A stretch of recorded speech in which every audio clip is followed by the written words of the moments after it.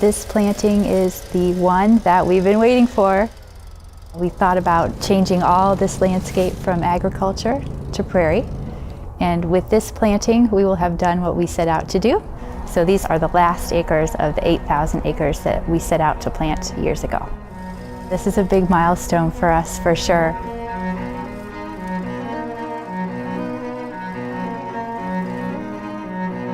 Imagine any cornfield or soybean field you can picture in the state of Indiana, and this was it.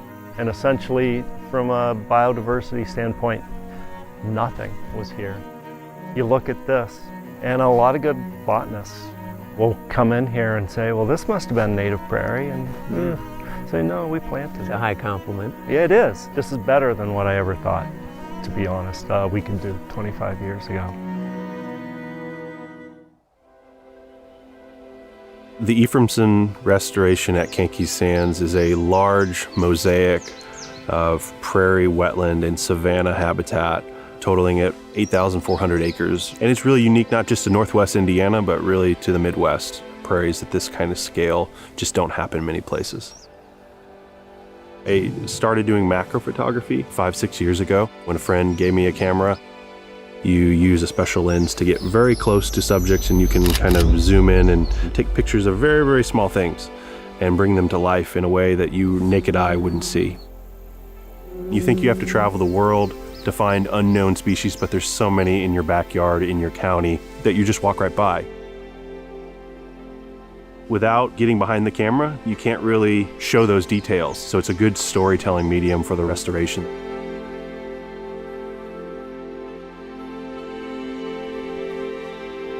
Very few people realize that right here in the Midwest is possibly the most endangered ecosystem on the planet, and that's the tallgrass prairie.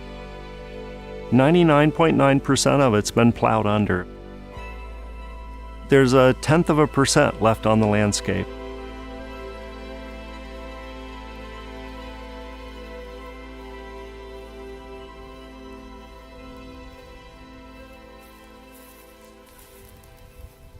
There's one coming your way over here. Right there. Hard to see those spots when they're moving so fast. There's one right there. Fragmentation of habitat really affects a lot of different species. And here at Kankakee Sands, we have the regal fritillated butterfly is a great example of that. As the prairie has declined, so has the regal. In many states it's gone and hasn't been seen in decades. Here in Indiana, its stronghold is here in Newton County at the Kankakee Sands macro site. We're providing thousands of acres now, so that butterfly can then expand out again and reunite with other habitats and hopefully become more resilient in the future so that it can persist here in Indiana for a really long time. Conservation is opportunistic. All of a sudden, we had the ability to buy 8,000 contiguous acres of land that exactly stitched together these different key conservation areas that already existed. This was an opportunity that never again was going to be available in Indiana for sure. That land would get divided, it would just continue in row crops, and we never would have had a chance to do it. The conservation science led us to the answer that we have to do this. You've got to fly by the seat of your pants a little in conservation. You got to step out on a limb, take action now. In one fell swoop, we were able to buy most of the land required to restore that connection. That functionality, reconnecting, is really what drove every aspect of this restoration. We've rebuilt a bit of the canvas to conserve some species that are barely hanging on in Indiana, or could we bring some of the species back?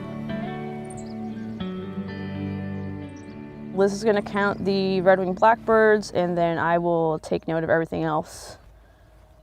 And ready when you are. Bison were brought to Kankakee Sands in 2016. That wasn't part of the original plan of the prairie, but it makes a lot of sense. Bison are known from Indiana. There's a bison on the state seal. They belong here. We have the appropriate habitat. We have the scale needed to support bison. And that's an important milestone. Basically, this survey is used to see how the bison as grazers on the prairie are influencing grassland birds. We do this to just really compare, the different species and abundance of these grassland birds that we're seeing in grazed areas where the bison are versus areas that don't see any grazing. If we think about a prairie ecosystem, it is something that is disturbed. That would have historically been herds of thousands to millions of bison. Bison are a keystone species, and that is something that has always been here as part of the prairies and really contributes to the function of what a prairie ecosystem does. We need nature to kind of help nature. So getting bison back on the landscape really unlocked a lot of things that we as managers just can't replicate in our daily stewardship to keep moving the prairie forward. In terms of the management going forward, what will we be doing? So a lot of fire, of course, will happen. But then, that's what the bison are all about at this site, is doing our management for us. All the parts are here. We wanted to put every part back on the ground. What it is today isn't going to be what it is 25 years from now or 50 years. It's going to be the people who are coming after us who will further transform this and grow it from what it is today into what it's going to be next. The people, the commitment, the vision, the foresight, the application of science, all these things come together so that the sky is the limit. 25 years ago, before Kankakee Sands started as a project, most of this area was row crop agriculture. That process of going from a blank slate and building it up to this habitat that now harbors so many species that would not have been here had this prairie not been built. I think that's powerful, and it's really exciting to be a part of.